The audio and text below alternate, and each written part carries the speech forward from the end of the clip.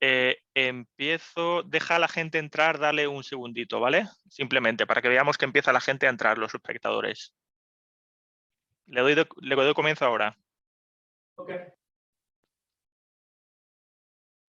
Hola, Gisela. Hola, Nuno. ¿Todo bien? Me debes una respuesta. Sí, sí. Te voy a escribir, sí. Estoy intentando de tener novedades, pero después te escribo, sí, en estos días. It's a great opportunity to remind everybody about things that Yeah.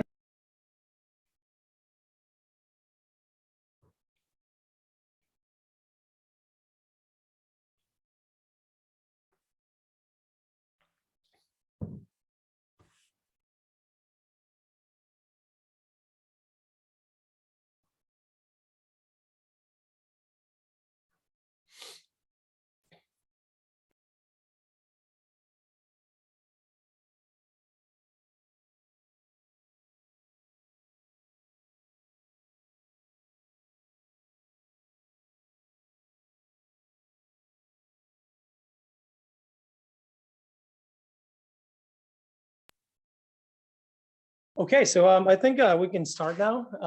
Welcome to this open lecture of the Nordic Institute of Latin American Studies. I'm very pleased to welcome all of you online and people on site. This is the first time we do a hybrid event. So it's bear with us, it's gonna be interesting.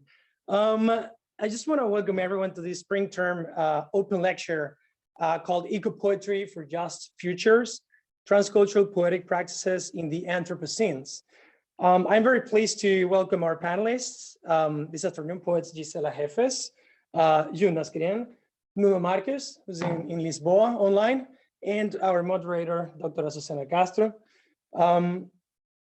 This open lecture will feature poetry readings and discussions about the transcultural role of ecopoetry, a genre with deep roots in Latin American culture for peace, sustainability, and ecology. As we will learn and experience this afternoon, ecopoetry constitutes a form of environmental knowledge that registers the ecological crisis, contributing to embodied and situated ways to relate to the planet. This open lecture is co-organized between NILAS and the environmental humanities platform Rizoma. It's an online space for dialogue, discussion, and exchange of ideas on issues concerning the relationships between art, ecology, and science in the Latin American context. I'm Gianfranco Celias, and I am a researcher at the Nordic Institute of Latin American Studies. I'm in charge of the open lectures this semester. And now I just want to give the floor to my colleague, Azucena Castro, to continue with the moderation of this event. Azucena. Thank you so much for the introduction, Gianfranco. What can poetry, and in particular eco-poetry, in terms of acceleration and climate change affecting the whole planet, but in differential ways? A time that has been called Anthropocene, but that Mapuche feminist leaders prefer to call terricide, to name the systemic extermination of all tangible and spiritual life on Earth. How can a cultural dialogue between ecopoetic expressions in different languages open pathways to imagine other futures? We are at the library of the Nordic Institute of Latin American Studies, and this library houses collections of well-known Latin American poets concerned with non-humans and ecology, such as Nicanor Parra, Estela Calderón, and Pablo Neruda. I am Azucena Castro, postdoctoral researcher in sustainability and environmental humanities at the Stockholm Brazilian Center, and I want to welcome all in situ and online participants and our guests, three poets whose poetic practice shows a concern with how humans relate to other life forms in the planet. So welcome Jonas Gren, Swedish poet and environmental journalist, and apart from journalistic articles, Jonas has published several poetry books such as Len met diet, Delden der Blommar, and his book-length poem, Anthropocene, Verse for a New Epoch, has been re-edited by Shugotal editors in 2021. Welcome. Thank you. And welcome Gisela Heffes, Argentinian poet, writer, and professor of Latin American literatures and cultures at Rice University in the United States. Apart from her scholarly work production, she has published poetry and novels such as Isha and Aldea Lounge. Her poetry book, The Mobile Zero of Its Mouth, was published in Spanish and in an English edition by Katakana Editors. So welcome, Gisela. Thank you, Azucena. And welcome Nuno Marques in Lisboa, virtually. Nuno is a Portuguese poet and environmental humanities scholar at the Royal Institute of Technology in Stockholm. In 2018, he published the poetry collection Dia do Now, in Douda Correria, and Nada Natural, a poetic anthology of Gary Snyder's poetry in translation to Portuguese. So welcome, Nuno, also. Hi, hello, welcome, thank you. We will read some translations of Jonas and Gisela's poems also to Spanish and to Swedish. And here I want to mention translator Petronella Zetterlund that could not be with us today. I have translated Jonas' poem Anthropocene to Spanish, and I'm editing the manuscript with Petronella with the support of a grant from Kulturrådet. And Petronella is also translating Gisela's The Mobile Zero of Its Mouth into Swedish with the support of a scholarship from Rice University. And I wanted to acknowledge Petronella because we're going to read her translations too. This lecture will be a bit different in the sense that we will listen to ecopoetry reading in diverse languages to foreground the poetic expression as an epistemic contribution. And then we will have a discussion round about the poetic lectures. The intention is to infiltrate the academic format of the lecture with poetry as a cultural expression and as a form, in this case, of environmental knowledge. And with that said, I want to invite Nuno to read some poems that you feel respond to the present ecological predicament. And also if you could contextualize your readings, that would be good. Okay, so thank you, Azucena, for the invitation. It's a wonderful opportunity. It's a pleasure to be here. I'm very comfortable. I'm in my house, so but at the same time I can be with all of you and read poetry in the different setting. So thank you so much. We always do good things, I think. And when you invited me and we were talking about this, I was thinking more in my role of a translator, because I was thinking about language, since ecopoetry, from my perspective, deals with cultural constructions of nature, human, other organisms, criticizes them, deconstructs them, proposes alternatives, works in language, with language, through language, we can say. And I was thinking about those things in my role as a translator. And I think also maybe some poets are translators themselves when they write, or at least the eco-poets I have been studying.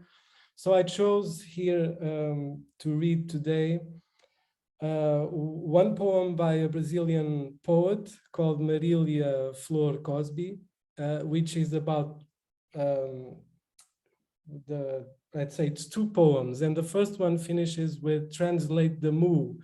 So she, the moo of cows. So that's a proposition there, a challenge of translation. And the second poem by her, both poems don't have no title. The second poem, I will read it also, tries to translate the moo, and so most of the words are incomprehensible. And that's something that I think it's very important for ecopoetry, which is starting from being unable to say. So starting from the noise also, that's a starting point. And then I will read one of my poems, which I then translated to English. And I will read a second poem of mine, but it's impossible to translate. So I'll read it in Portuguese because it's Portuguese names for pigs. I mean, it's not impossible, of course, but I just want to make a little bit of a game here with the possibility and impossibility of words for animals, of communication in different languages. And then I also thought about a poem by a North American eco-poet. Her name is Evelyn Riley, which is a poet I am translating. About cows also, about the cultural representation of cows and women. But so in the end, I came up with a set all concerned with animals. So yeah, but I think it has to do with communication, interspecies communication, and the acknowledgement of language structures and their role in the world, which is something I feel eco-poetry does. Okay, so I'll try not to spend a lot of time. Do you want me to show you the poems on the screen or no? Yeah. Yeah, okay, so I'll share. All right, so you can see it, right? Yes? Yes, okay. All right, so this is the cover of Evelyn Riley's book, Ecolocation, one of that I'm translating. This is Styrofoam, another one. This is Plastic by Alison Cobb. I'm also translating this. This is Gary Snyder's anthology. There, and this is Marília Flor Cosby's book called Mugido. Just a note here, Marília Flor, she published in Portugal in the same publisher I did, and for which I'm translating a bunch of things. And this publisher called Do da Correria also promotes this sort of dialogue between Portugal and Brazil and other, but mostly in the Portuguese language world of contemporary poetry. That's something also important, I feel, when we talk about communication and eco-poetry. How is it done? Who publishes and not, and who doesn't? And Nuno, which is the publisher, is committed with very good poetry. You know, I'm not talking about my own, that's not the point, but you know, contemporary good poetry. And everything is done in a sort of collaborative basis, no money. And that's also a political stance that I also connect with eco-poetry or an eco-poetics. But then let me read the first poem, Untitled, by Marília Flor Cosby, in my English translation. More or less than a book, this is an exodus from a supposed human condition. Mooing was the chosen action for that disarticulation. Stop to see a cow moo. And I don't even say stop to listen. Listening is hard. The moo of a cow, stop to, see, and search for that following note in which the word would bring that melody, that effort, all of it, of the throat, eye, stomach, tongue, rumen. What pregnant epiphany would be worth all that effort? Translate the moo.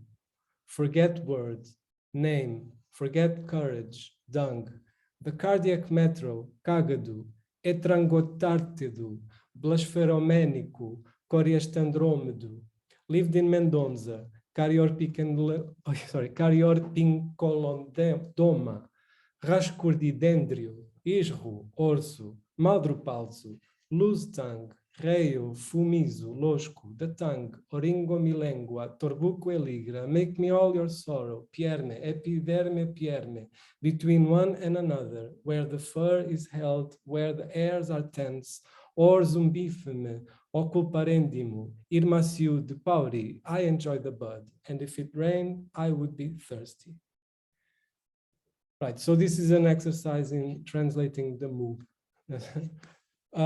Here I bring, this is my poem called Dia do Não, and I bring here not the final, this is not what was printed, this is the sketch, because the translation of this into English is also a sketch, so I wanted also to bring this idea of unfinished things when communicating, poetry of trying to, not a finished poetry. That's something I appreciate. So I will, a bit of contextualization. Day of No, so Dia do Não means Day of No. It's the day in Portugal, in certain parts of Portugal, the day before the pigs are killed. And this is the day when pigs have no food and no water, so that when they are killed, their entrails are clean and sausages, etc., can be made. So this is a bit of a longer poem, but here it goes. The pig is killed with a knife in the heart, cold, quick, between the snout and the open shoulder, sideways, held prisoner by hands closing, sometimes with a rope, in the snout, goes between the teeth, but it should go around. It went in, it tears with the stutters, the jumps, blood in the ends, the thumb at the end of the handle, blood index in the middle of the handle, a ring of blood, the middle finger blooding, baby finger blood, the handle blood, the blood in a basin, on a morning steam and cold curds, the blood, as clouds, as bubbles, from the pig, a scream spinning around the knife. The pig dies this way, taken to the cutting board, on top of bricks, of empty oil drums, of wooden easels, screaming, is held sideways. They stretch the front leg, the heart shows. It is a flesh, sweet, warm, pink, a baby, taken to be open. It is a flesh, a place to enter. The legs are held, the knife is thrusted, the blood is saved, the death is waited for, going, coming, in the blood. 1 year, the pig was killed by electric shocks. 2 wood handles with electrodes connected to a snorting generator. This way, the pig doesn't die immediately. Takes a shock, is stunned. Takes another one, almost faints. Smells burning, burning flesh. Screams, lives, screams. The boiling blood in the thick nervous veins. Takes another shock. The heart still beats, only stumbles, loses strength in the legs, stands up, screams. The generator couldn't keep up with it, or maybe the electricity of the house went down. It came from the plant through the cables, above the pine trees, bleeding, the sap dripping in clay vases, roots in the sand where once was sea, where you can see the clouds between branches and pine cones, the stream in the distance, the cables over the stream, over the corn, over where once were bean fields, over the willow trees, over the church, over the houses, coming to a pole, a dried tree bending to the house, the electricity exploding in sparks, in the pig, in scream sparks. The electricity from the plant where water goes through, where they used to make fabrics, cloths, ink in the water, in the hands of the woman carrying fabrics, tying fibers, standing up, weaving, spinning, chopping, in cutting boards with small knives, meat, onions, herbs, for the blood sausages, here made without rice, to cut the fat, to chop in cubes, keep them in clay vases, in basins, wash the entrails in the stream there, down below with water running by the ankles, by the knees in the afternoon, white, yellow water, there was fish, green weeds, there was fresh water from the fountain. A woman saint showed it to another woman, a light in the tightened sickle, in the grasses, in the sap, in the hands, cutting, scrubbing. On the third day, straightening the back, pulling the scarf from the head, a light in the short, white hair.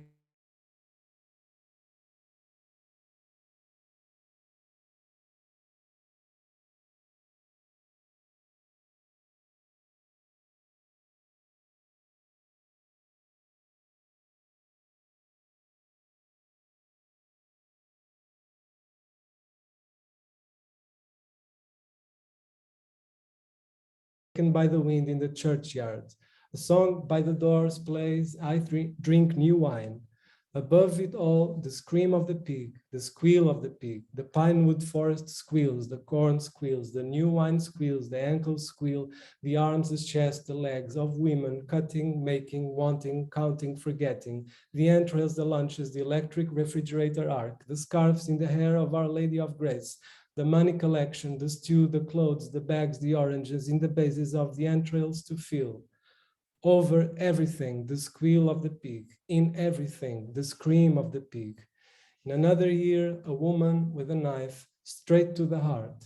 The squeal is a loss of air, a parting. The silence remains. Someone laughs. The echo crosses the valley. Laughter and scream entangled go up to the hermitage of Saint Rita. There, okay, this is, that's it. And so I have a couple more images here. This is the provisory translation, and these are the images that accompanied the Portuguese edition, and some of them I kept here, the originals. As I said before, this is unfinished thing, and the poem is about the killing of the pig, of course, but violence, tenderness, how words are and family relations are created around this violence of eating and killing animals.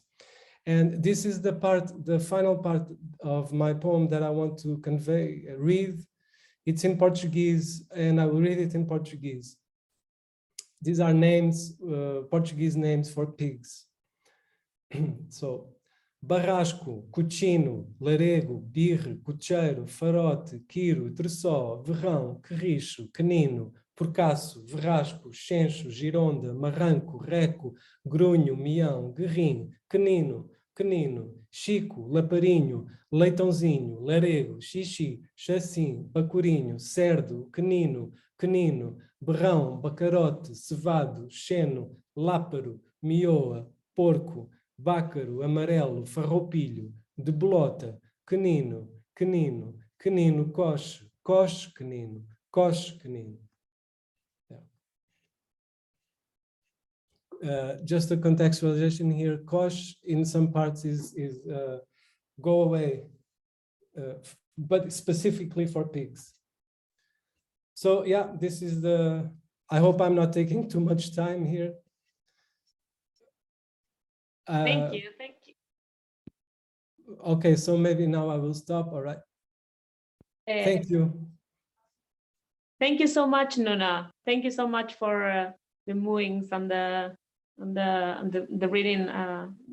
We're going to discuss later on the readings together.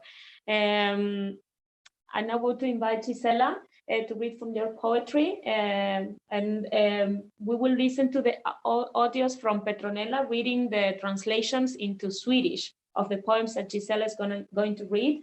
And would you like to contextualize or present a bit what you have selected? Sure, thank you. And also want to say thank you, Azucena, again, and thank you, Gianfranco, and Nilas and Rizoma as well for organizing this reading. To contextualize the book, I will give you a little bit of history. The book, I wrote it in Montreal. I was there in the summer, and I started to write poems, kind of inspired a little bit by the city, but also by my own thoughts as being a mother and being someone who tries to split up the time between work and doing other things. So it's very intimate, I would say. And this is my first book of poetry. So I cannot really theorize a little around poetry as much as I would do, around narrative and prose.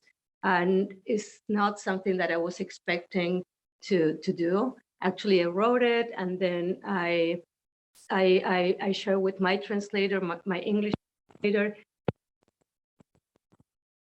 He immediately translated. He immediately found a publisher, Katakana, and they like it. And the book was published almost like so fast that I was like, kind of like I couldn't even realize. And I know in the sense like I'm a poet, you know, like I never consider myself a poet. So, so I would say that in terms of what the book is about, I think it kind of like intersects with certain concerns that I have. And one of the concerns, or one of the main concerns that I have in terms of the Anthropocene has been this idea of extinction that I'm going to read now, but extinction in a more general way, not just extinction of species, but what is no longer there, what used to be there and all in the sudden is not there anymore. And so it connects with my own personal story, with my family, with my father. I'm going to read about that. And also something that the other kind of side of that concern about extinction is that when something is extinguished, I wonder where or what causes that extinction. In other words, there's something that is an absence, but there's an absence that comes from a presence, or there's a presence that comes from an absence. So in other words, like we have houses that are made out of trees, right? So we have, that's a presence, but they come from somewhere. And that connection is always kind of like, it's not visible. So I'm very interested in extinctions in their relationship with absence and presence. So how things that we have and we enjoy and are part of our daily lives, in a way, are certain things that come from somewhere. And that somewhere is, it could be a forest, it could be a mountain, it could be something in the ocean. We don't know, but there is a kind of a correlation between absence and presence that we're not aware of. And that's something that has been kind of like spinning around and has been bothering me. And I think that when I started to write these poems, I was having that in mind, but I was also, as I said before, having other extinctions in mind, including my own father's death. So I'm gonna start reading now, and after the Spanish, we do the Swedish. Mm-hmm. Extinciones. Me da pena pensar en lo que queda del verano, lo que queda del mundo. Pienso mucho en lo que queda y en lo que no. Pienso en las ballenas, en si existirán en el futuro. Pienso en los niños que crecerán estudiando un mundo virtual. Niños que conocerán los glaciares en las imágenes de internet y aprenderán que los osos polares hurgaban en la basura y que los salmones confundidos flotaban en corrientes desatinadas. Sabrán de las algas blancas y del mercurio que yace en el fondo del océano, junto a toneladas de desechos. Niños que habitarán un mundo diferente, una tierra vaciada. Pero el verano es diferente. Es un momento de pausa, ir a la playa o a la montaña, llevar a los niños, armar castillos de arena y de regreso el cansancio, dormirse, uno sobre el otro, los cachetes rosados de sol, ese sol que queremos pensar benevolente, porque nos trae recuerdos de la infancia y sin embargo,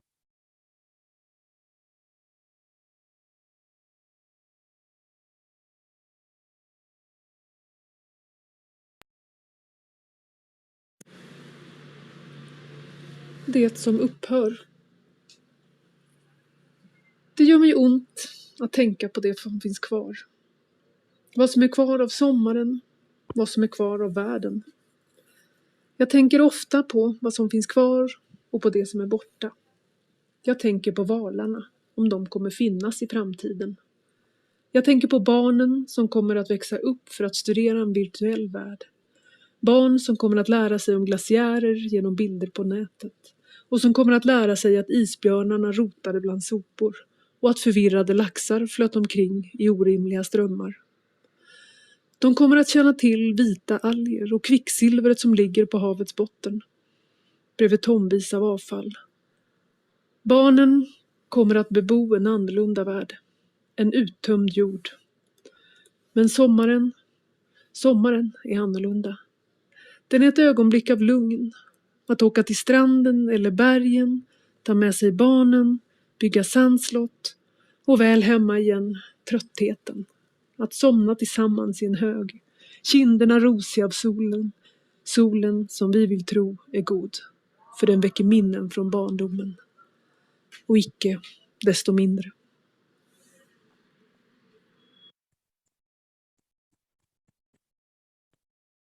Otras extinciones. Pienso en mi papá, en su voz que a veces escucho dormida. Me habla entre sueños, me llama. Lo veo sonriendo, me da la mano. Ahora tengo 5 o 6 años. Caminamos por el Rosedal, la avenida Libertador, llena de autos, las piedritas rojizas en el suelo. Su mano es grande, la mía es chiquita. Hay una fotografía. Tiene un corte de pelo muy años 70 y pantalones amplios. Una camisa con un cuello ancho como si fueran 2 alas de avión a punto de despegar. Es una camisa colorida, naranja y verde, y círculos violentos como una ola psicodélica. ¿Qué quedó de mi papá? ¿Qué queda de nosotros cuando nos vamos? ¿Nos extinguimos o nos extinguen? Pienso en los objetos, en lo que acumulamos. Los objetos que mi papá coleccionaba fueron casi todos descartados, donados. Algunos los preservamos, mi hermano y yo. Lo demás quedó desperdigado en el espacio, en un paisaje que ya no conocemos. Un sitio habitado por personas que nos son ajenas. Una esfera incalculable que no vemos ni tocamos. Un más allá que nos conecta desde la materia. Una bufanda o gorra, un llavero, un par de anteojos.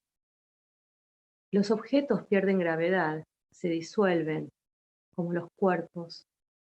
Queda la memoria, los recuerdos, las imágenes, imitaciones de fotografías y otras reproducciones mentales, instantáneas que regresan y se van.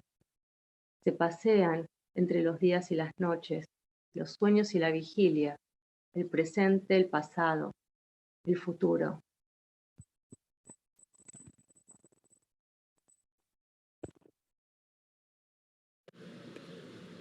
Annat som upphör. Jag tänker på pappa, på hans röst som jag ibland hör när jag sover. Han talar till mig i sömnen. Han kallar på mig. Jag ser honom le. Han tar mig i handen. Nu är jag 5 eller 6 år gammal. Vi promenerar i Rosedalparken i Palermo. Avenyn Libertadores är full av bilar. De rödaktiga stenarna på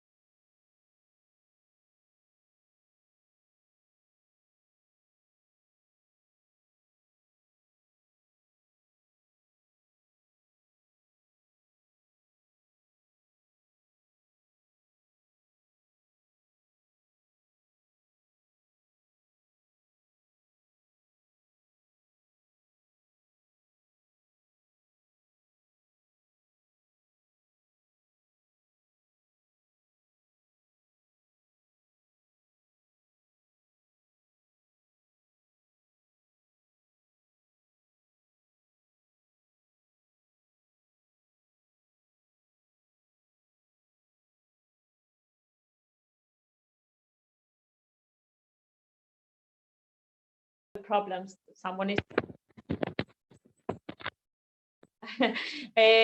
joke aside, maybe we're going to listen to the translation of the poem that Gisela just read from the beginning. So just if you give us, great.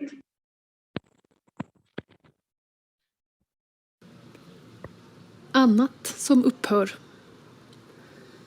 Jag tänker på pappa, på hans röst som jag ibland hör när jag sover. Han talar till mig i sömnen. Han kallar på mig. Jag ser honom le. Han tar mig i handen. Nu är jag 5 eller 6 år gammal.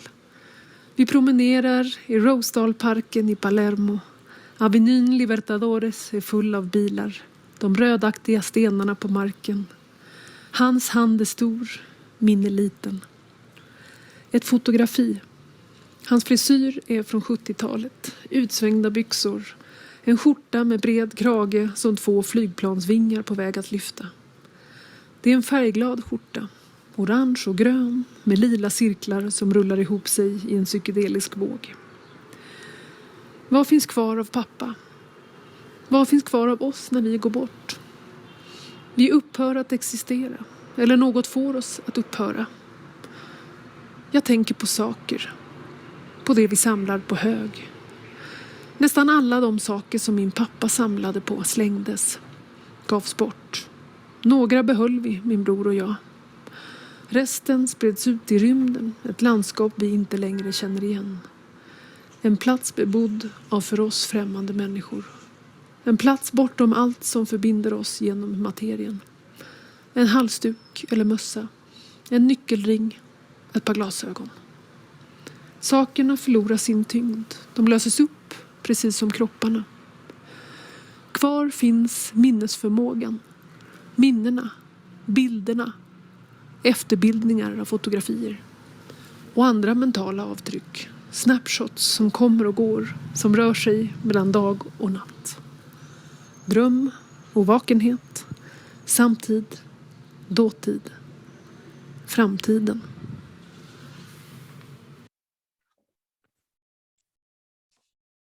Extinciones 2. Lo que queda del verano me hace pensar en lo que se extingue, punto. ¿Qué queda del Amazonas? Sus árboles mutilados. ¿Qué queda de los elefantes? Sus trompas amputadas, sus cuerpos exánimes, sus colmillos de marfil arrancados, pilas y pilas de marfil. De las montañas, picos decapitados, agujeros que se enroscan hacia el interior para arrancar minerales preciosos. Del océano, basura, tortugas enredadas en plástico, petróleo como mermelada negra esparcida en el cuerpo de los pingüinos, ballenas molidas vivas en los barcos factorías, un mundo marítimo consumido, un mundo de cordilleras y bosques tragados por la voracidad humana.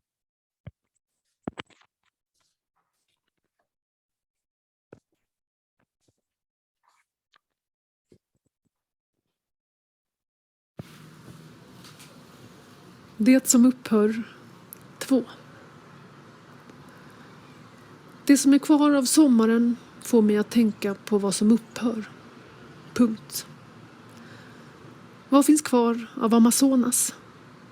De stympade träden. Vad finns kvar av elefanterna? Deras amputerade snablar, deras livlösa kroppar, deras bortslitna elfenbensbetar. Högar och högar av elfenben. Av bergen. Kapade toppar. Hål som snirklar sig ner i jorden för att bryta loss ädelmetaller.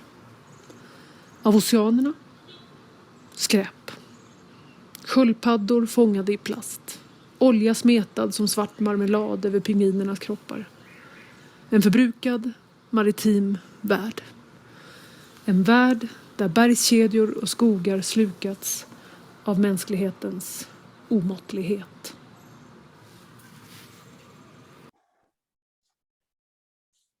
Agua. Cuando llueve prefiero trabajar en un café. Es una costumbre que tengo desde chica. Quizá porque los cafés se llenan cuando llueve. o quizá porque me gusta el sonido de la lluvia, rebotar contra el asfalto y los coches. Últimamente llueve mucho. Las calles se inundan y no se puede manejar. A veces el agua, los muebles se arruinan y crece moho en las paredes y el piso. Entonces hay que abandonar la vivienda y mudarse. Hay que tirar los muebles. Hay que vaciar el hogar. Mi esposo quiere comprar un bote inflable. Dice que pronto el barrio ya será bajo el agua.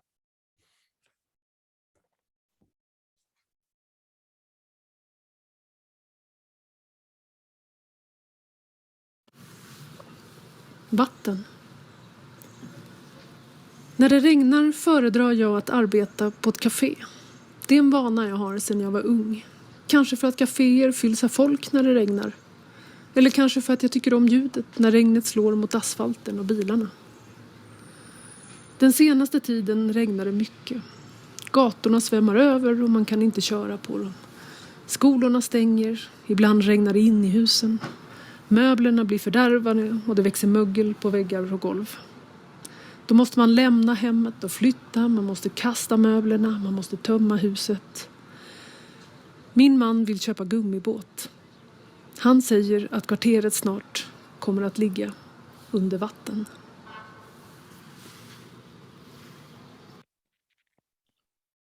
Tensiones 3. Lo que queda del mundo es diferente. Consumimos non-stop. Consumimos hasta extinguir nuestro alrededor. Nuestras vidas, las de las selvas, los ríos, las cordilleras. Un mundo mercantilizado. Cada elemento que se pone se le asigna un valor, positivo o negativo, una etiqueta y un código de barras. Positivo es el beso de la muerte para un árbol, porque allí se lanzarán las topadoras. Cada día a través de nuestra existencia, vemos, arrojamos. Un ejemplo es el bosque de Borneo. Ya no quedan sino árboles muertos, picos de pájaros arrancados, en charcos, playas regadas de escombros, laderas de montañas rociadas con sulfuro. Un pedazo de terreno cede a los bulldozers. Árboles caen y no se replantan. Los pájaros pierden sus nidos. Los tiburones se desorientan y atacan. El rinoceronte es asesinado como el oso confundido.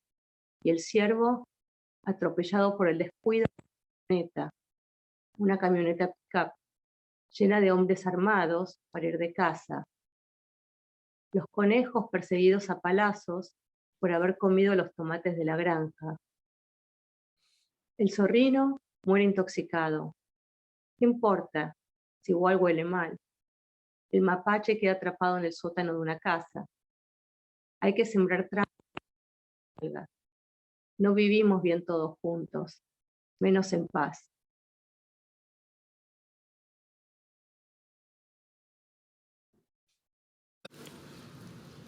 Det som upphör 3. Det som finns kvar av världen är annorlunda. Vi konsumerar oupphörligen. Vi konsumerar tills vi utplånar vår omgivning. Våra liv, urskogens liv, floderna, bergskedjorna. En kommersialiserad värld. Varje beståndsdel förses med värde, positivt eller negativt. En prislapp och en streckkod. Ett positivt värde är döden för ett träd, för då kör schaktmaskinerna dit. Varje dag av vår existens invaderar, förstör, extraherar och slänger vi bort. Ett exempel är Borneos skogar. Där finns bara döda träd kvar. Avslitna fågelnäbbar. Elefanter som fastnat i stora pölar. Stränder översköljda av bråte. Bergväggar nedstänkta med cyanid. Varje dag tas ett stycke terräng av bulldozrarna. Träd faller och ingen återplantering sker. Fåglarna flyr sina nästen. Hajarna blir desorienterade och attackerar. Noshörningen mördar, förvirrad precis som björnen. Och hjorten, påkörd på grund av den bristande uppmärksamheten hos en pickup-lastbil full av beväpnade män på väg till jakt. Kaniner ivägschasade av en spade för att de åt bondgårdens tomater. Skunken dör av förgiftning. Vad spelar det för roll? Den stinker ju. Tvättbjörnen blir infångad i källaren på ett hus. Fällor måste spridas ut för att få ut den. Vi lever inte väl tillsammans. Än mindre i fred.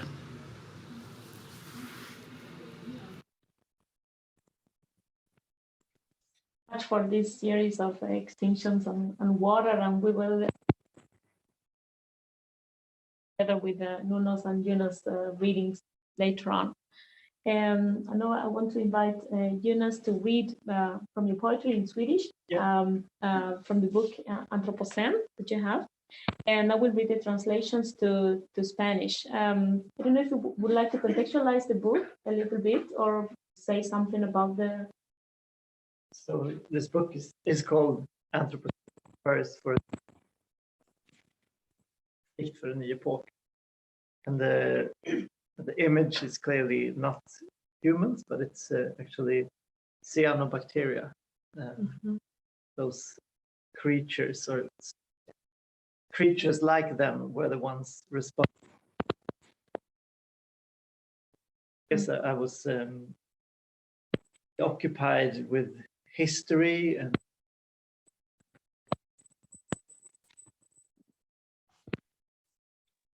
earth history and stuff like that when I wrote this. A lot of scales, zooming in and zooming out. And I had a lot of fun writing it, and also a lot of sort of linking to the poems you just read, sort of dealing with these emotions that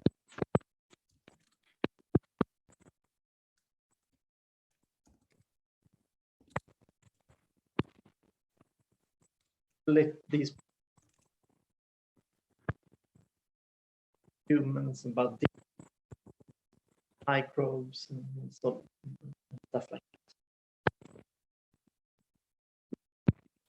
A hysterical, depressing, manic poem called Necrocene, which is based on how I saw the best mind of this civilization and so on. But in this case, I saw the best brains of this civilization being dissolved in meltwater. So should I read one poem and then you read the translation? And then... Yeah, sure. Yeah. You want to read numbers from your migrera? Yeah.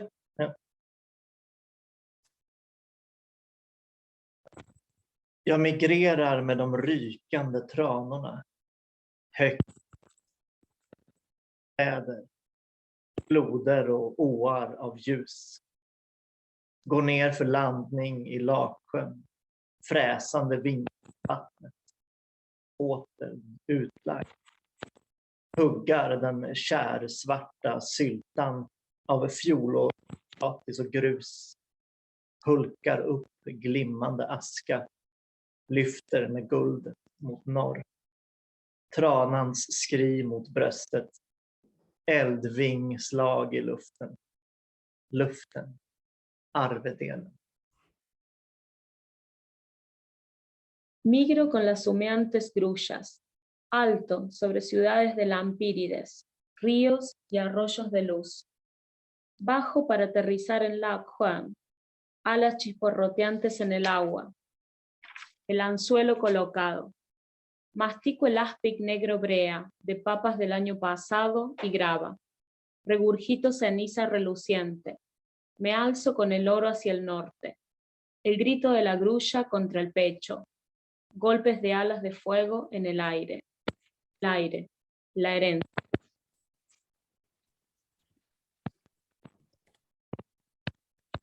Valarna. Jag tror på valarna. På krillstimmen. Kedjan mellan djuphavsbottnen och valarnas plymer av avföring. Överföring av näring. dödens gödande av stim. Tror på isranunkel och majsol och vittnen intill fors. På växlingar och månesång, vildvin timmarna.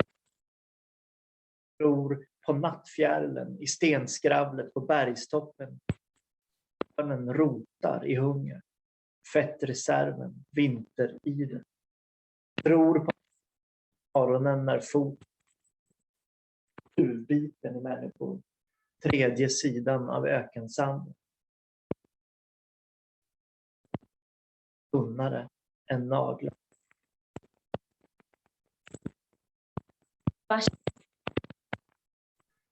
Sobre el banco de crustáceos. La cadena entre el fondo de la fosa marina y las floculantes plumas de las transfusión de nutrientes, fertilización mortífera. Creo en el ríos de primavera, el sol de mayo y los testigos junto a la corriente del agua, en las felicidades y en los cánticos jabalíes.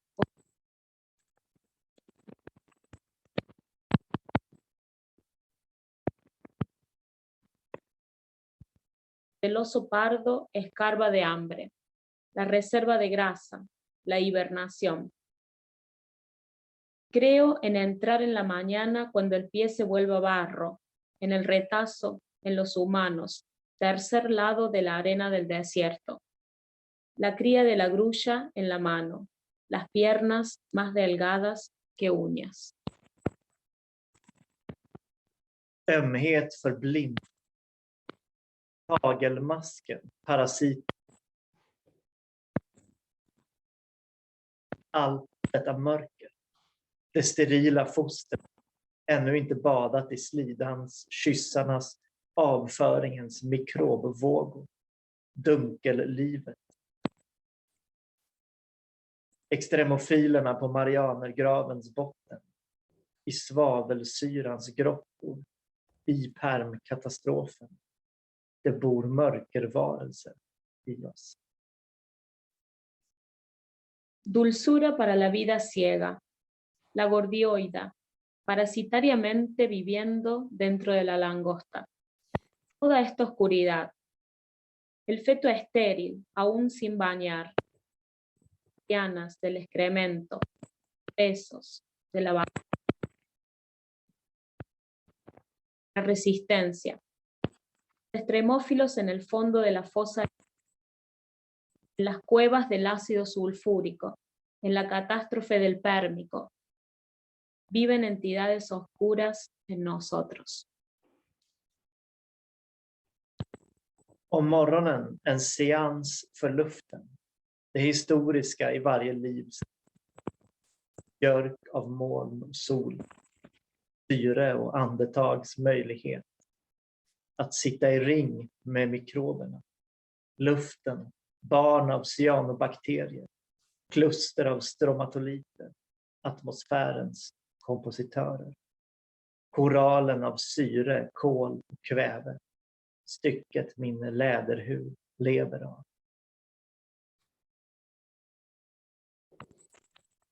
Una sesión espiritista para el aire. Lo histórico en el aliento de cada vida. Abedul de nubes y sol. Oxígeno y la posibilidad de un aliento. Sentarse en un círculo con los microbios. El aire, niños de cianobacterias, racimos de estromatolitos, los compositores de la atmósfera, el coral de oxígeno, carbón y nitrógeno, el fragmento del que vive mi dermis de cuero.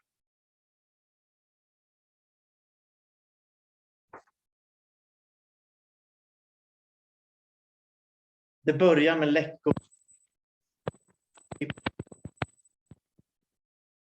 Landar på kalkstensbyster, akvareller, rinner genom bokhyllor och hårddiskar, nothäften och ritningar. Mikrobsamhällena tågar in. Goddag, nu är vi här, allesammans. De sköna konsterna ska invaderas. Men innan dess, innan prokaryoterna, amöborna och möglen tar över börshus och gallerier, innan maskarna äter sig upp genom boningshus och kontor och strandpromenaderna eroderar i sjön.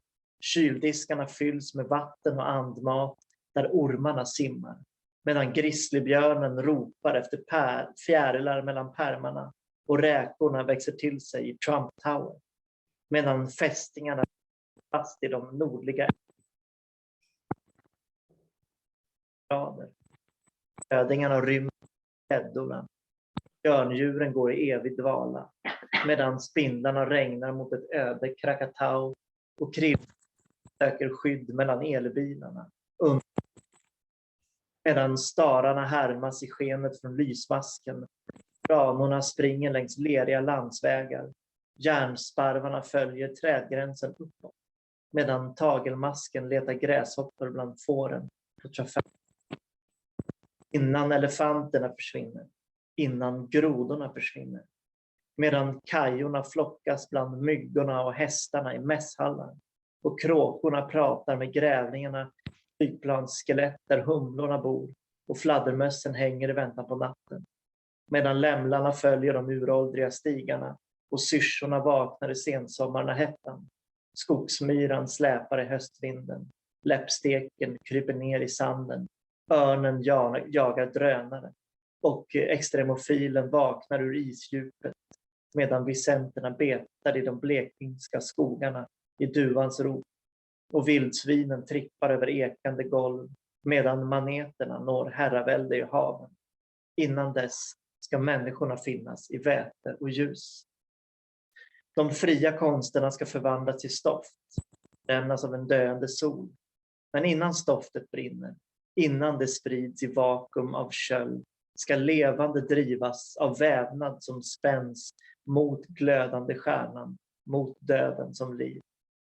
Och innan vi brinner, just för att det brinner, ska tallrikar ryka, potatis och vin. Och innan vi brinner, just för att det brinner, ska näsorna mötas, händer och hud. Och innan vi brinner, just för att det brinner, ska stillheten finnas, en ort inuti. Och innan vi brinner, just för att det brinner, ska orterna mötas som fötter i druvor. Och innan vi brinner, just för att det brinner, ska fötterna trampa och talet ta. Medan det brinner, just för att det brinner, ska ljuset passera i klyvöppningar. Och medan det brinner, just för att det brinner, ska strålarna blandas med vatten till luft. Och medan det brinner, just för att det brinner, ska stjälkarna spjälkas i magarnas rum. Och medan det brinner, just för att det brinner, cellerna bildas och varelser blir. Och medan de bildas, just för att de bildas, ska cellerna delas i motstånd av liv.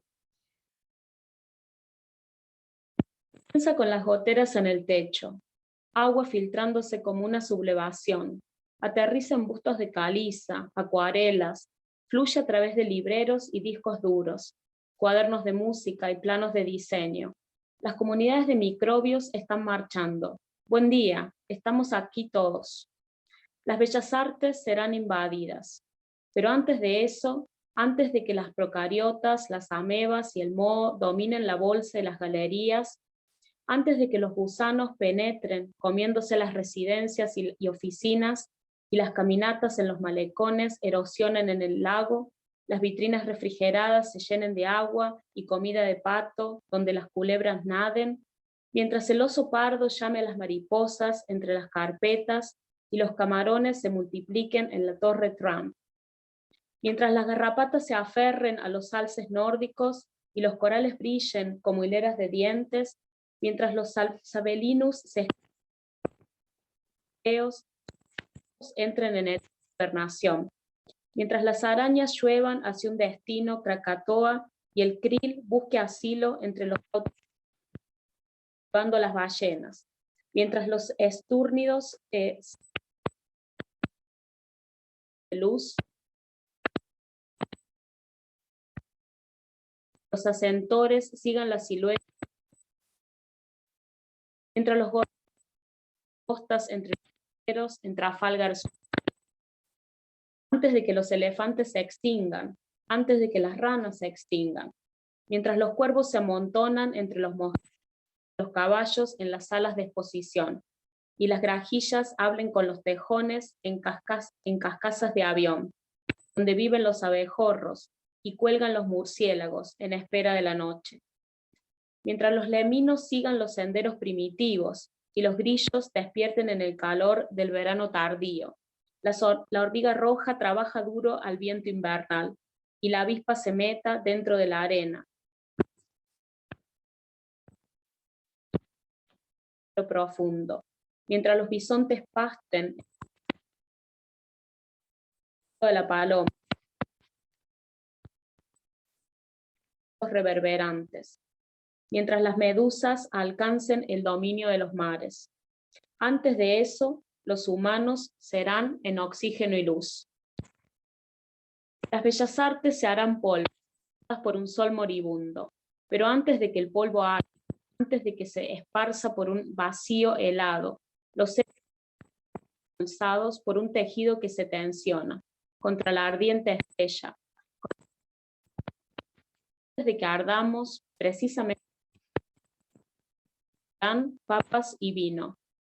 Y antes de que ardamos, precisamente porque arde, las narices se encontrarán, manos y piel. Y antes de que ardamos, precisamente porque arde, la quietud será un lugar dentro.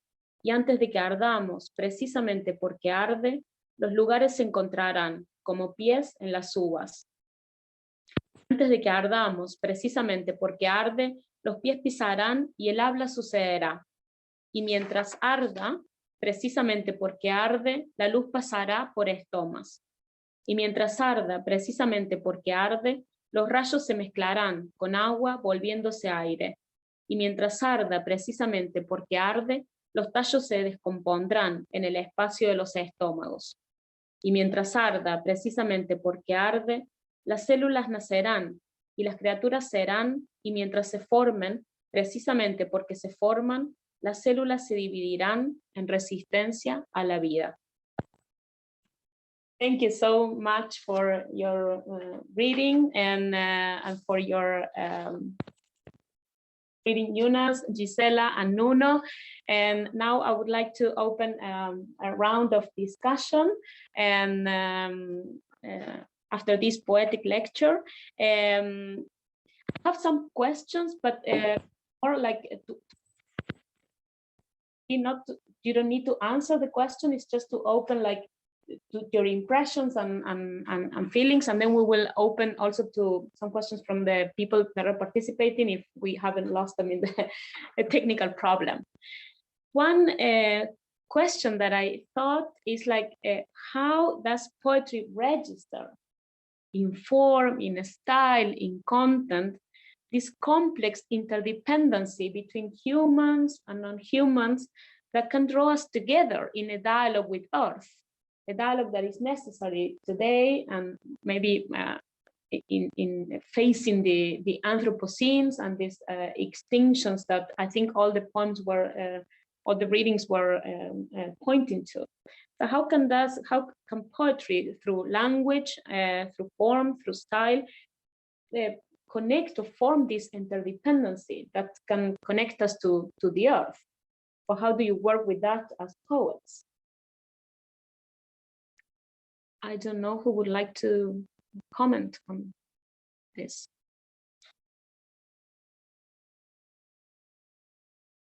I mean, I think I can start just to kind of open the conversation. I think in terms of registering the Anthropocene,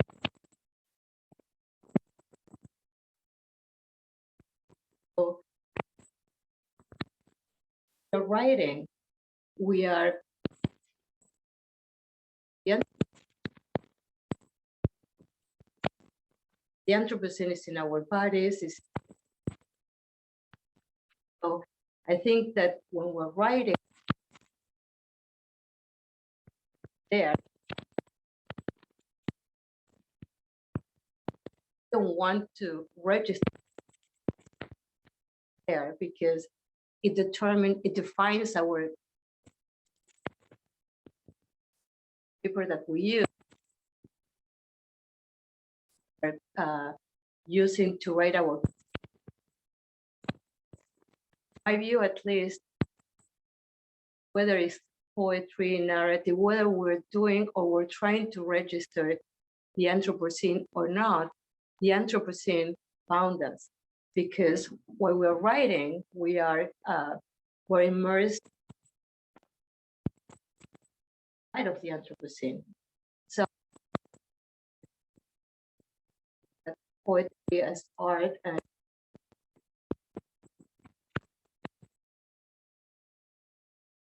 questions, we're trying to kind of anticipate to the future, is something that is there beyond, beyond our own intention. So then when you want to do it in a more explicit way, I think you can, poetry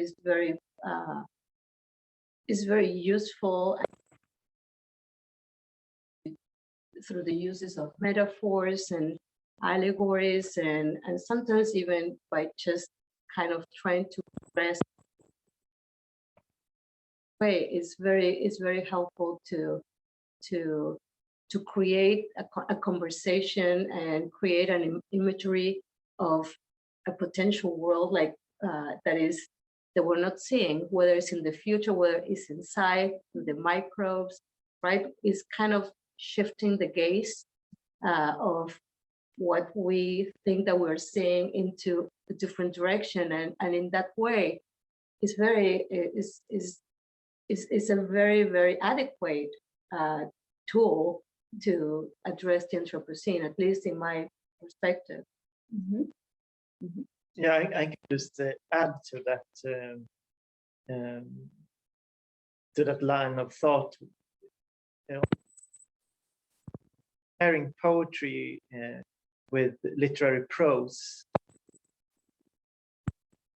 and doesn't, or what literary prose cannot really do.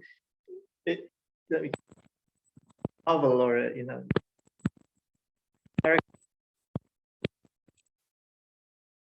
an environment, and usually that environment is form, or something can happen in that environment, but the contract or the way the literary text constructs subjects and their environment is quite. It's hard to do something radical with that environment in a text. Of course, you can write some sort of experimental prose where everything explodes and sort of you don't work with characters and story. But generally, storytelling is a bit hard. I find it hard to come across really strong sort of climate fiction or climate prose. Whereas in poetry, someone put it that poetry doesn't work with fiction; it works with the truth, and in the sense that you can just write about themes. You can add anything into a poem, or you can actually make the poem into the word of a cow, or interpreting a cow. You can use poetry to just put things there. That's a possibility to put things in that from very different time scales next to what happens. That makes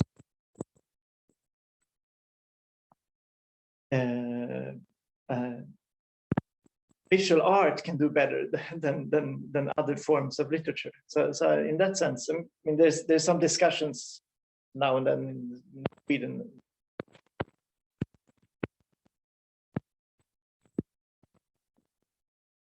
Poetry, and how can they think that writing a poem is changing the world?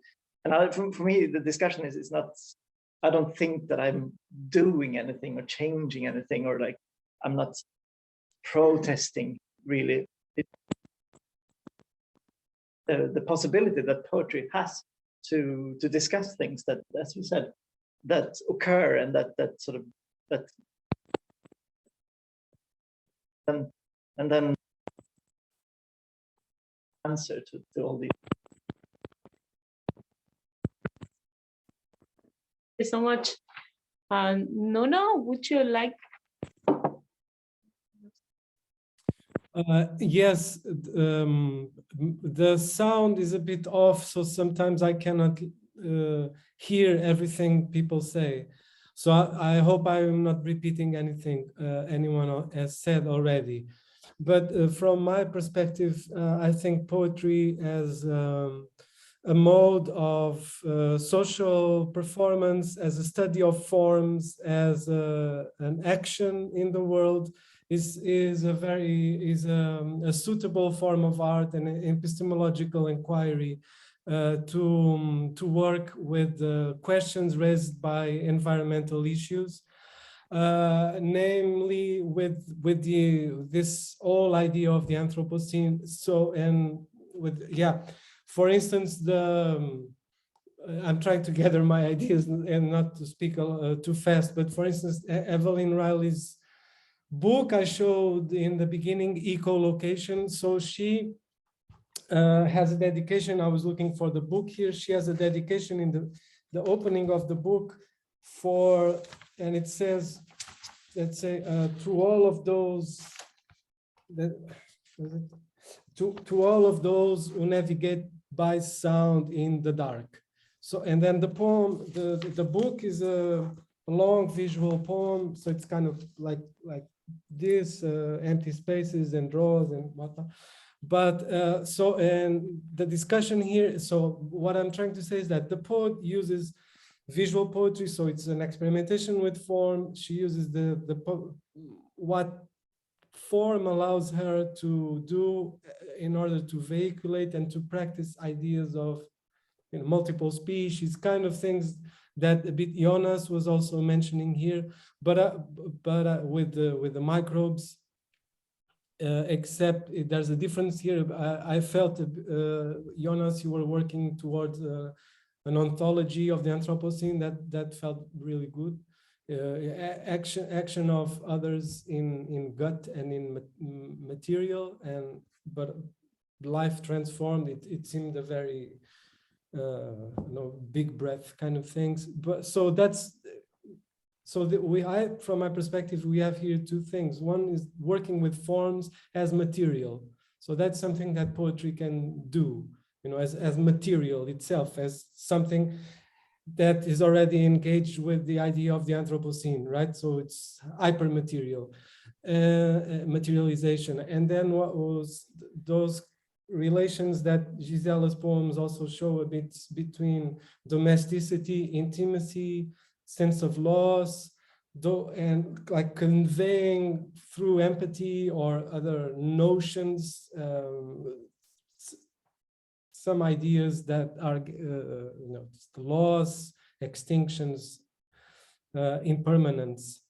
So in terms of content and themes and topics, we have a long tradition of pastoral, mourning, nostalgia, etc. that poets are very well trained in and can come up with. But also experimental poetry works with forms and with the materiality of text, which is something I feel is directly connected with discussions of the Anthropocene, our contemporary environmental bio-political reality, and this is a our, of course, generalized.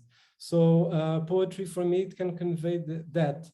And just on a final note, also compression and openness. Compression of meaning, of form is also as compression of energy that we see now with smaller batteries, etc. And but also openness, which like conveying others, opening to others, which is kind of the opposite of the universalist concept of the Anthropocene.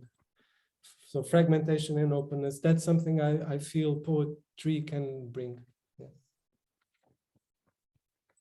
Yeah. Thank you so much. And I was thinking that there have been images that are strange in a sense because they convey relation to other beings or our body.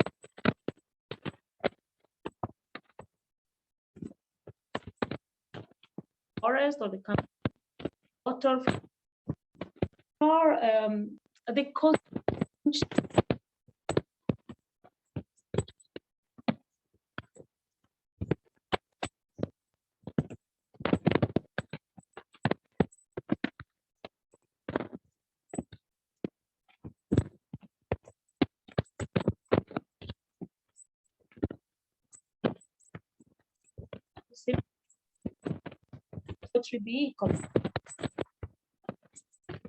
I'm sorry, Azucena, the microphone is just making a lot of noises.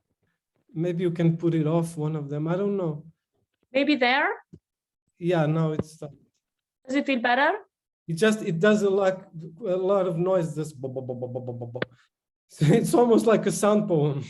But I think it's not just me, right? Other people online maybe are missing out. So that's what I'm saying. Oh, no. No, okay. We exactly don't know what could be the problem. You don't hear anything at all.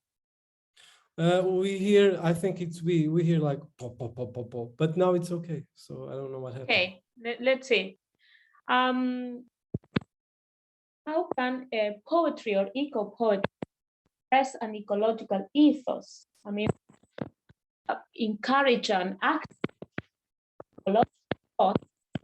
also make apparent a truly unsettling strangeness of ecological thinking. In this way that poetry disrupts, how can these two elements, or are these two elements included in poetry or not?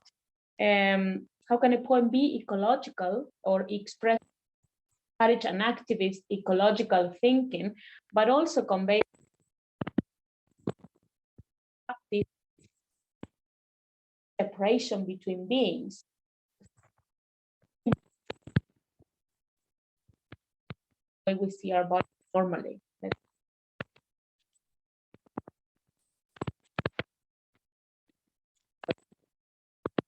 Yeah. I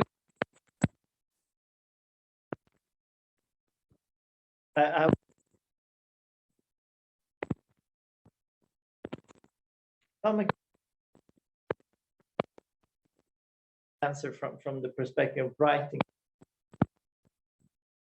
Other very intuitive process and letting out. I usually work with language out more. Morning.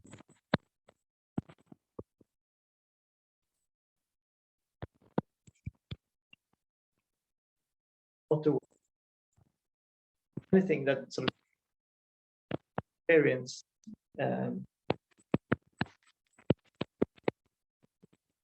it's pretty, and then a part of the writing is then sort of all these, when it comes to writing this book, the sort of mixed feeling of being in this, to be alive on this very strange place that planet Earth is in the rest of the universe. I mean, it's the only place where we have mushrooms and motorways in the universe, as far as we know it. To have that some sort of that sense of strangeness towards the whole Earth in itself, and then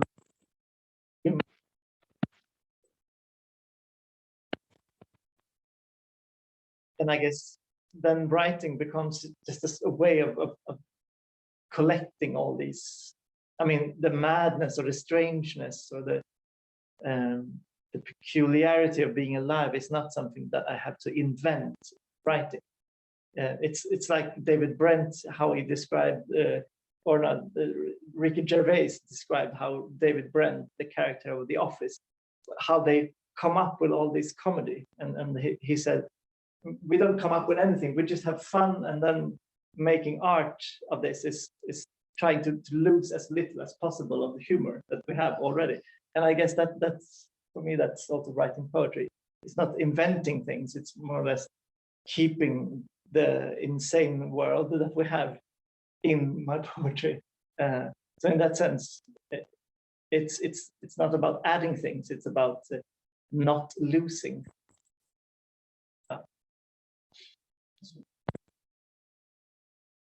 Yeah.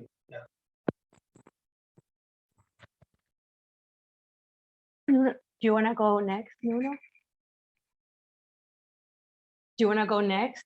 Yeah, it's about how to convey an ethos, right? An ecological ethos. I really like the what Jonas just said of. I wrote it down. We have mushrooms and motorways. I really like those things. Yeah, it's so strange to be alive, right? Yes. I don't know. I think poems like. When I hear Gisela's poems, and also I have to say it's lovely to hear it in Swedish also. It kind of conveys a type of sense, you know, that melancholy, that sense of loss. So that's something that can lead people to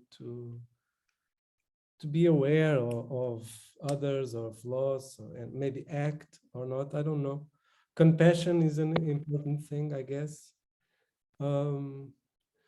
But then when for instance, now I'm relying on my experience as researcher now, but when, for instance, when North American eco critics started to draw up what would be nature poetry or eco poetry, they would look for poetry that would represent with the most credibility certain aspects, although not really representing, but voicing certain aspects of nature. So experimental stuff would be out of the canon, because it's not necessarily it's not, people would say, yeah, if you're writing about plastics, that doesn't really convey an ecological ethos or something. But maybe it does, because maybe if we think more on terms of relations and form and being alive or co-being, maybe, I think it's a very hard question, because then we have to think, what is an ecological ethos? And for me, it would be recognizing the existence of others, maybe. Or just starting from there. Alison Cobb has a poem called After We All Died. And this is, after we all died, it should be the Anthropocene. When after everything died, we all died. And we start from there, for the acknowledgement of shared suffering, of multiple voices. So I don't know how to convey that, but maybe just starting from that intuition, it's something I see eco-poets do. Yeah. Yeah.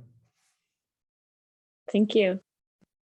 I just, is it working? Let's see if it works. Can you hear me? Okay. So in terms of writing, as a poet, as a writer, I agree about the fact that it's a very intuitive process. I'm sure there are writers and especially poets that maybe they think in advance what they want to write, and they have a plan. It is not my case. I did not write in that with an agenda. I wasn't thinking of, I'm going to do an ecological volume or a collection of ecological poems. It just came like that. So I think that there was this kind of connection between my own concerns, my own feelings, my own observations. The poems are, I said that they, and I repeat that they were written in Montreal because I was fascinated by that doesn't have something that you see quite often in the States. It's like front yards and backyards that are completely manicured, right? And they have all the flowers, you know, it's like the front yard is all like, you know, people spend money and time in front of their yards, kind of planting flowers and cutting the trees in a way that has to look perfect. And first of all, I think that is an enormous use of resources. One of my students did some research on how much water is used in America to water the lawns, the front lawn and the back lawn. So it's an enormous, it's an extraction of resources. But on the other hand, it's just this idea that nature has to look in a certain particular way. It's kind of like applying like a mold into nature and saying, well, it has to, all they have to look the same. And I guess that being in Montreal, and because I don't know if it's here the same, but because it's so cold, it's not even worth it to kind of do it, because as soon as the winter comes, it's going to destroy everything. And the winter is so long that, so what you have is like these wild weeds that grow. They're like wildflowers, and they're everywhere. And they're so pretty, and they seem so happy just being.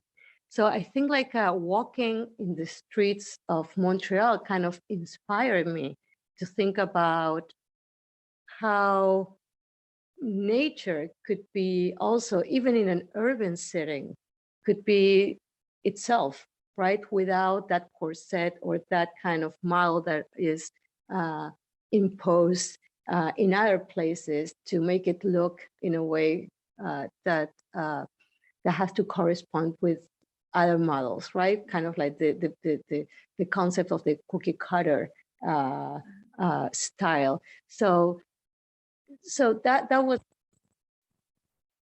trigger the whole process. And in terms of the ecological ethos, I agree also with Nuno that it's hard to define. I think that maybe the ethos is something that is happening no matter what. Again, as the Anthropocene is something that is part of our daily life. So I think, and I don't know to what extent one can say, okay, I'm going to write an ecological collection of poems, or I'm going to be an ecological poet, or I'm going to be, I think one can be an activist and engage and go to different protests, but to be an ecological poet a priori, kind of like thinking, now I'm going to be, that somebody would do that.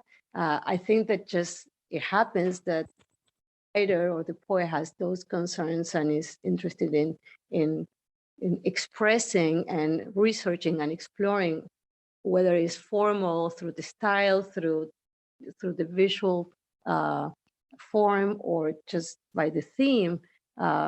It just happens. I just came to think of that. Maybe we should write economic, because it's the economy that destroys the earth, not ecology. The ecology will always is there and will always be there, but what will definitely keep destroying the earth is the economy. I mean, so in that sense, we maybe poetry and everyone on earth should be equally engaged in the economy, because I mean we can have these ideas about some things are connected, but as long as that sort of economical model is that we just keep extracting, then there's a huge tension there. But isn't the greed of the people more than the economy? I don't know. Yeah, I would say that it's the system rather than the people. I think people are much better than the system. So most people that I talk to know what to do and know what is right, but we are locked into this economical system that is just based on extracting goods to serve the needs of some companies. But I do think that there are people that know what they're doing at a different level, not maybe the people that are concerned as we are regarding the environment. And I do think that there are people that have a plan and they don't care. Yeah, of course. Yeah. And these are the people that make big decisions. And I actually feel sometimes not, I don't want to say bad, but I feel like helpless because I feel like I am trying to do something like recycling and, you know, trying to buy less and not to be kind of this byproduct of consumption. But then I realized that I don't have any power to stop somebody from blowing up a mountain just because they want to extract, I don't know if ore or any type of lithium, I don't know. Well, it's not from the mountains, but it's any type of resource.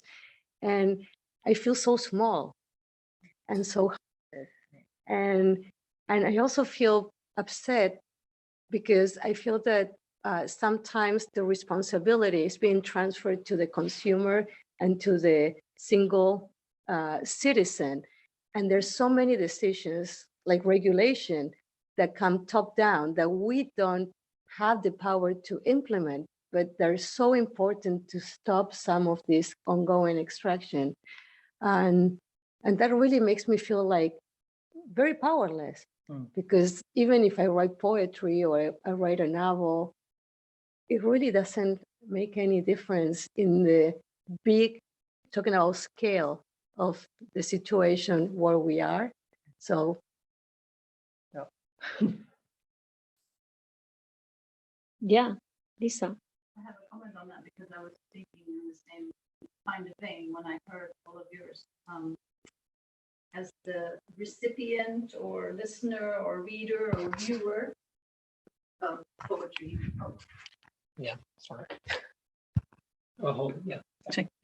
I was going to just say, as the recipient or the listener or the viewer or the reader of poetry, I think it works. Poetry works in its nature against commodification, which is what I think is a lot what you're talking about. Commodification of nature, commodification of things, which has to do with making it economic value. Only what we can sell it for or use it for. And I think in the very nature of poetry, to me, really helps to, you know, it makes you hear things, it makes you see the words, you know, when Nuno was showing us on the screen, the way it's written a certain way, it makes you, it makes emotions. I mean, I start at the beginning of some of your poems to laugh, and then I frown, I get sad, you know, and then it's like, oh yeah, that wasn't so funny after all, you know, but it was kind of funny when you're talking about the mold growing and you know, it's like, that was fun, but it really works against, in the sense of like your extinction, you know, this commodification where you commodify landscapes, you commodify people, you commodify culture, livelihoods, everything becomes just this one value, which I think is very much the system level of economy in our whole culture. Everything is permeated by this. And I think, so in that sense of having poetry, like working against the great acceleration of use of things by having us stop, having us listen, having us feel, and having us connect, which is kind of what Nuno said, you know, about recognizing others and recognizing people and connecting. So I think really poetry can really, from my point of view, really works to really help that and really. So I think, I mean, you shouldn't take responsibility for the whole world. That's like way too much. You are enough. You take, I mean, there's responsibility at every level. So a poet is, I think poetry is really does work. I feel very, very powerless. But it links poetry and culture in it. Any kind of cultural event that lasts an hour keeps people away from consuming anything else during that hour. I mean, in a mathematical sense, if we had enough culture produced locally for people, I think people would need to sort of consume less, because there would be other meaningful things to. That's a very utopian way to consider poetry, poems and poetry readings, instead of going out consuming. But I mean, in one sense, it's actually true that culture can be very energy efficient in that sense. I mean, of course, producing a book is probably a branch of a spruce tree or something, but that it's not more than that you need in material sense.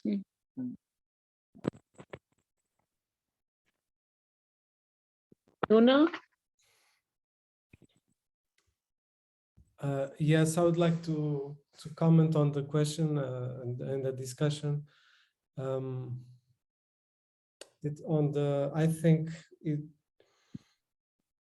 I don't see poetry separated from the world. And so if we think poetry as a social practice, as something that has a place in the world that acts, I think that's different than seeing poetry as going into a bookstore in the lunch hour and reading something. That said, in what ways does poetry then acts in society? And I think eco-poets come from many branches of environmentalism and activism. And I think those types of school and practices in self-organization, collectivism, are brought into the ways, in the infrastructures and the means of production of poetry. For instance, in my personal example, I'm not an activist, but all the eco-poetry I am translating and have been translating, I have been doing that for free, so I'm not paid. Of course, I have my own income, so I can do that. But the poets themselves waive their fees, their rights. So they say, I don't want to earn money with this, with translation rights. That's what I mean. For instance, Evelyn Riley, when we signed the contract for the Portuguese translation, we exchanged some emails and we came up with a contract that started with a sentence she gave in an email, and it says, because poetry is a gesture of love in all fronts, Evelyn Riley gives Nuno the rights to translate. And I don't know her financial condition, but she waived the rights. Alison Cobb, the same. Other poets, the same. And that's just my personal, very small example. I know that, and the publisher here in Portugal only has money to pay for printing costs at a very highly personal expense in his life. But it comes out of commitment.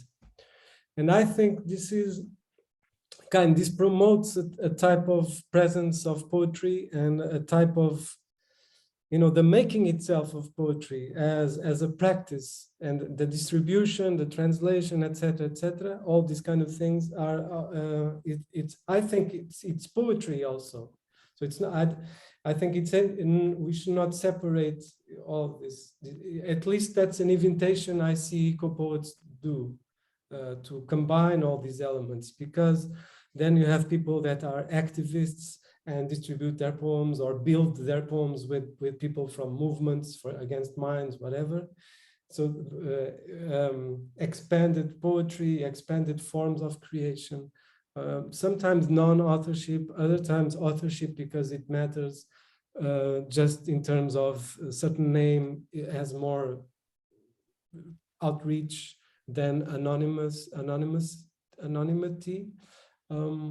So I think it's a very vibrant and place, eco-poetry, and invites us to think in these questions of social participation and change in the ways it is produced itself. Yeah. Can I just say something? Because putting all together that you both are saying, and better now? Can you hear me? Yes? Okay. I do agree with your point about poetry, but I wonder to what extent is just eco-poetry of like poetry, no matter which type of poetry you write, is almost like a act of, I don't know, it's like you're a hero, who writes poetry today. I mean, it's just really, it's a very small universe, and it's a practice that obviously will not make you rich, right? You're not going to pay your bills. So poetry per se has a very limited amount of circulation. Books that are published on poetry usually are, circulate among a very small group, and they don't sell. You can talk to any publisher or any, except the well-known poets. I mean, poetry doesn't sell. So just poetry per se could be seen as an act of resistance, right? Beyond the fact that it's eco-poetry or not. So I think that poetry has that power. And but what I was referring to before was more in the context of ecological power, right? So I think poetry has a power, but it's a power that has always had to some extent, which is, it can mobilize, it can explore different imageries to shift gazes, make you wonder about different questions or issues. So yes, I do think that poetry is really like almost like a political intervention, and it's a political stake, because it's really very rare to do poetry. I mean, it's not that most people do, and it's not something that you're gonna make a living out of it. So I just want to make kind of like that distinction, because I think that it's beyond, and then we're talking about eco-poets, which is poetry practice, in the context of ecological crisis. So and something else that I was thinking from listening that maybe we can all discuss a little bit if we have time, is that we're all coming from different traditions. So you're formed as a Swedish poet, and you have your burden behind your backpack, and you have your tradition as well, Nuno. Or home is behind you, but you have your own tradition and your backpack. And as a Latin America, and I realized that in parts of this tradition, things up and are very different, because like in the context of United States and eco-criticism, something that has been very present from what I read in terms of poetry is how eco-poetry could be the personal, the I, becoming more more discenter, more less subjective, trying to find be more experimental could be a way of also kind of reconfiguring and destabilizing a tradition. But in the context of Latin America, experimentation has been quite often. So then the question is, well, would that work in my tradition? Because even in prose, in Latin American prose and narrative, there are writers right now that are very environmental thinking that are doing a lot of experimentation. And they're doing experimentation with the visual, with not only with visual and the configuration of the space in the book, but also with disciplines. Like, so they're kind of working with this idea of layers, like geological strata, and they're using, for instance, ethnography and memoirs and some archival research and visual and stories written by somebody else and rewritten just to bring that story back. So there is a lot of experimentation in the context of Latin America. I don't know the contemporary Portuguese writers and Swedish. So I think that is something to take into account, that we all coming from traditions that might have a different relationship with experimentation and with nature writing and writing about nature, right? So I think those slight I would like to, because it's important to see how other traditions engage with nature, right? And how much the experimentation is something that is new or is not, or is something that has been happening. And so maybe it's not really the right tool, or maybe never happened. So now it's a way of kind of opening a path of exploration. That's really interesting. I mean, that brings me also to think that not even Sweden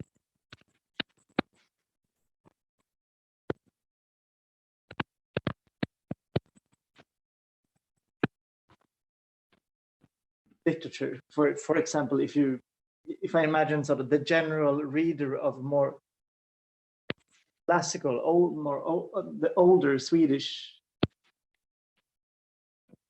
who was published in the 30s, people who read him and who read that very nature-centered Swedish poetry, they don't have any sort of issue with that there is only text, or that the text doesn't refer to material reality. Criticism has been sort of engaged in. So many readers of Harry Martinson, they perfectly well understand that when he writes stone, he means a stone, and they could connect that word of a stone with actually the material reality of a stone. And then we have a sort of contemporary poetic, more focused on materiality of language and this whole thing. And in that sense, I can really see that I write stone and I mean stone, but many people in my generation would write stone and they can just stone is stone. Then just language becomes its own material, and everything political about ecology just dissolves because language. I find it easier to connect to people who are more traditional when I read sort of ecological poems in Sweden. They understand what I mean, and in my age they think this is a bit old-fashioned to talk about stones and life on Earth and stuff like that. So I mean, I think I find that really interesting to think about, and that's just within Sweden. And then coming to, I have no idea how this would relate to how it works in South America, for example. But I mean, when we talk about eco and literature, we actually are referring to. You know. Well, I said that also because when Nuno showed the cover of one of the books, can you hear me, Nuno? Yes. It really resembled to Poesia Concreta from Brazil from the 1960s, right? And Haroldo de Campos, Augusto de Campos, and they were not eco poets; they were concretistas, and this is now being done in the States in the context of eco poetry, right? So there is a connection between the visual form and the intention and the theme that is being written. But in terms of just merely the visual form, the context of Latin America has been done in the 1960s. So if I start doing that in Latin America, they will look at me like, okay, you're not discovering anything new because it has been done. So you might have to find another way to call the attention because they already had their manifesto, the plano piloto, they have everything. So that's what I'm trying to say, that we all have different traditions, and within those contexts and genealogies of writing and producing poetry or prose, we have our own burdens. And we also have our own awareness about what has been done and how we can just move forward if we want to kind of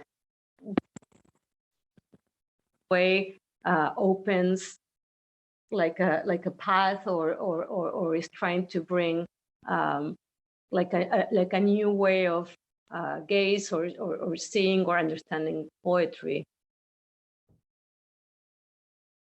Nuno, would you like to comment? Sorry, Azucena.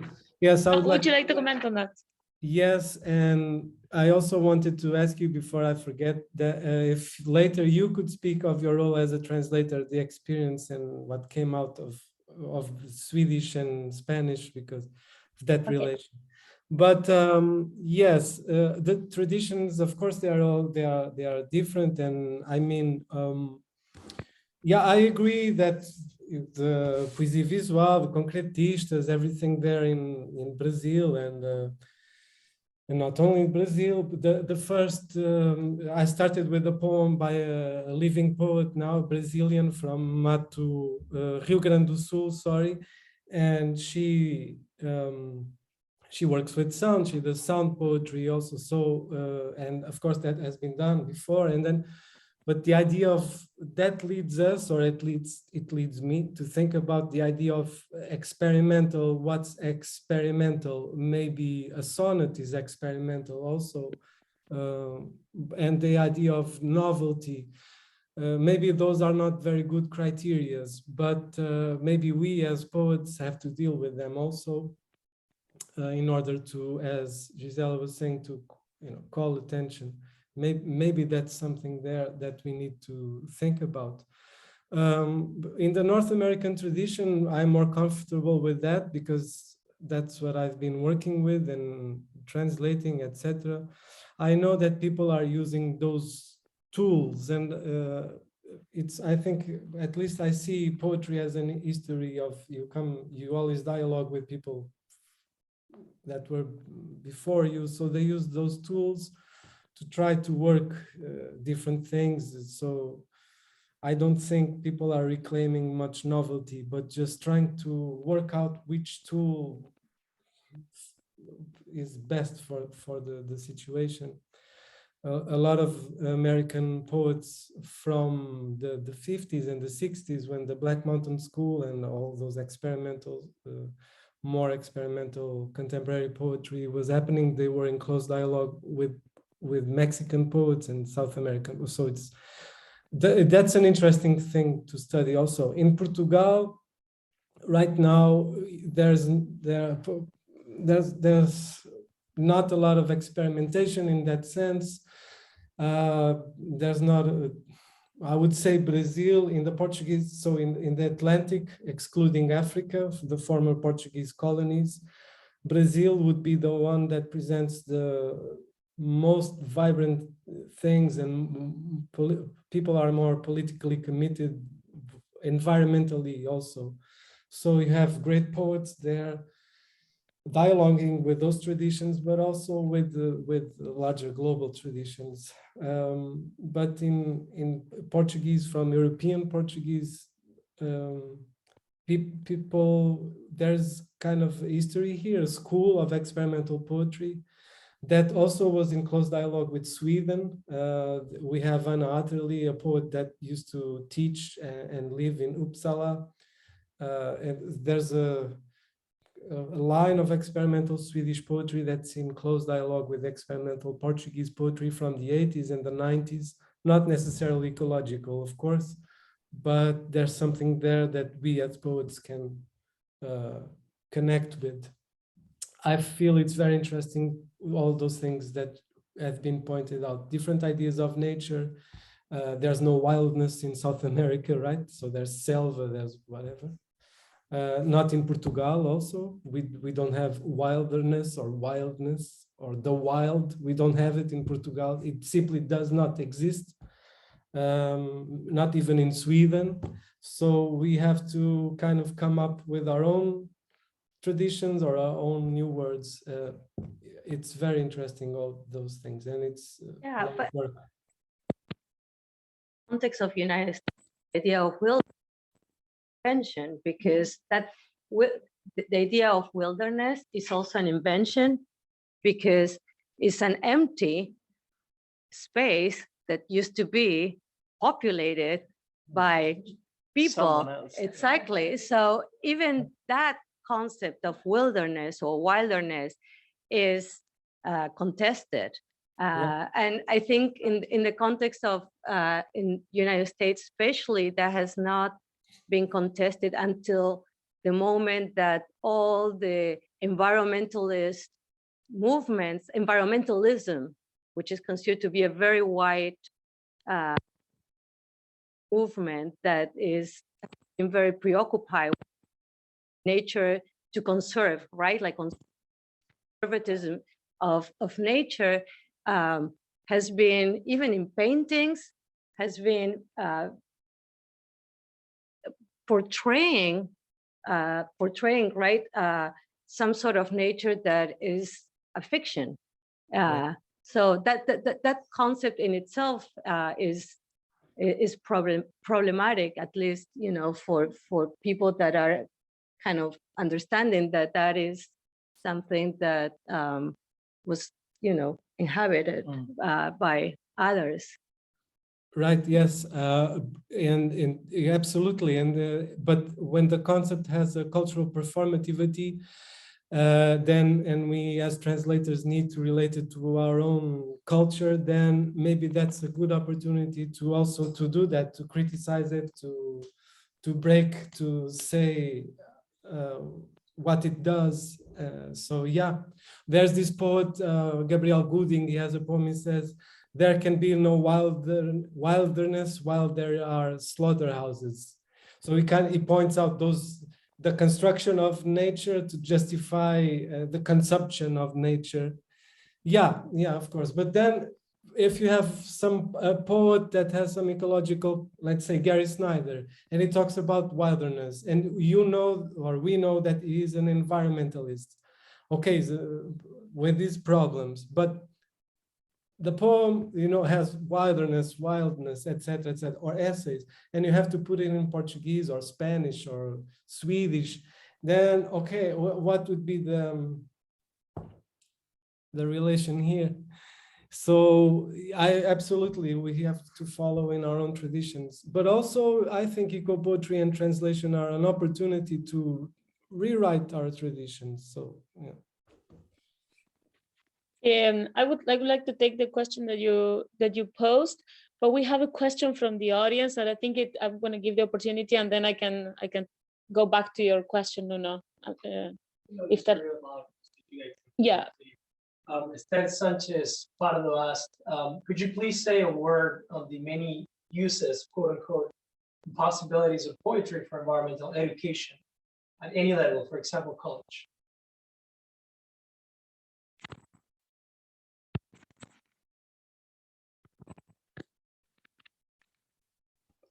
Okay, I'll talk a little bit more because I've not talked enough, right?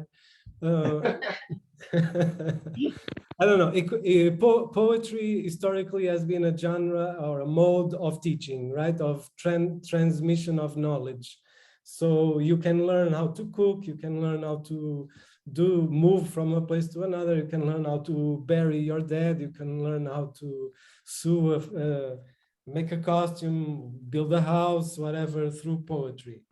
Now, again, Evelyn Riley has a poem in styrofoam called A Key to the Family of Thermoplastics. And so she gives you the name of plastics and what they are used for. So that's a form of teaching, I guess. But also in other more prosaic form, you can use as a teacher, from my experience, you can use poetry to teach close reading. You can use poetry to teach argument, structuring arguments, clearing your thoughts as you write, structuring your argument as in written form. So those are the examples I mentioned. Yeah, I would say that close readings of poetry are very helpful, and you can rewrite, for instance. You can do a lot of things with poetry. You can just, you know, give like maybe of the poem and have students, kind of complete. But there are so many interactive ways of teaching poetry that could be helpful to address the environment and some sort of awareness about environment. Yeah, and to train ourselves in being attentive and have to language and to everything. I mean, that's poetry in its compactness. It's very, I think it's the best way to train like everyone, and not including ourselves, and to train to use in the class to actually. You have to be really, really focused. That could be good. Maybe we can, since I also use eco-poetry and poetry in my teaching, in my classes.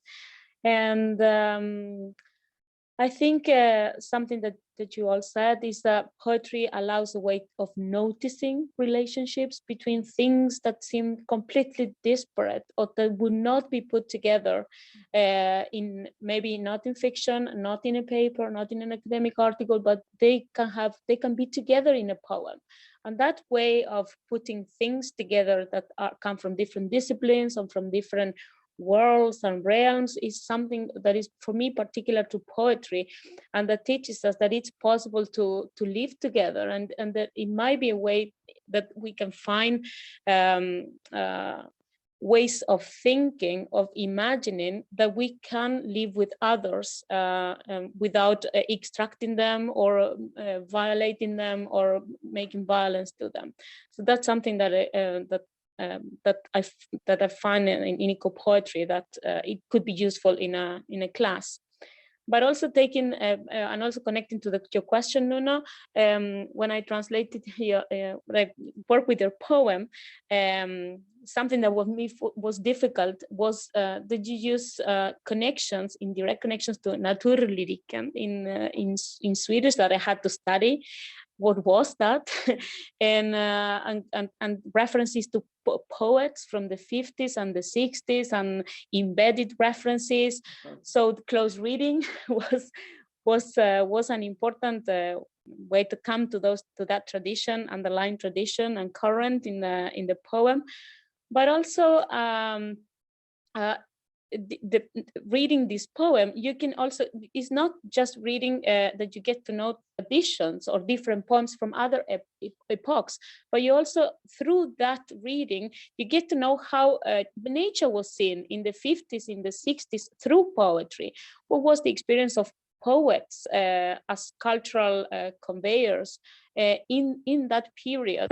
What could we learn from them, or what could we criticize now from those traditions? So for me, that was a learning, because I come from also from a different tradition. So I was comparing, this poem is very different from Nicanor Parra's ironic eco-poetry and very contesting eco-poetry, is also very different from Pablo Neruda's grandiose nature and the America's nature. But it's also very different to contemporary experimentations with language, that they also work a lot with the constructing an organic environment in the poem as an environment with the language, saying something about ecology through language or experiments in language. So it was like, what is this poem? And of course, it could have a dialogue with those traditions, but I cannot compare your poem with those traditions. So I had to come into this. So it was a process of learning also how this society looked at nature in the 60s, what connections can we make and what can we learn from those traditions now through the gaze that you propose in your poem. So I think that's in that sense it conveys environmental knowledge that you can use in a class with the students and with other people that come from other disciplines, not just students interested in literature, because there's knowledge about economy, how society works, economic, how they view commodities, how they thought about connections with biology, so there's a lot of knowledges that come in a poem that are conveyed through the use of language, metaphor, style, or also the perception of an I, that it could be the poet, it could be someone else, or you could be in that place and put yourself in that I that you all used, I think, in the poems. And that was my experience as a translator, and I'm still processing. It's always an ongoing experience, like the poems that Nuno read. They're unfinished experience that you cannot maybe close in a result or summarize, close it in a summary. Do we have another question? No. So maybe we are. I don't know how we are with time. 8. So maybe we can close the event here, and I want to thank you so much for this conversation, and I think there are many things that we can continue talking about, maybe today or somewhere else, because there's a lot to be said about poetry and its relationship to the environment, to ecology. How do we relate to the environment through this language experiment, a language and how do we connect through language with others, right? With society and with the rest of planet and so thank you so much for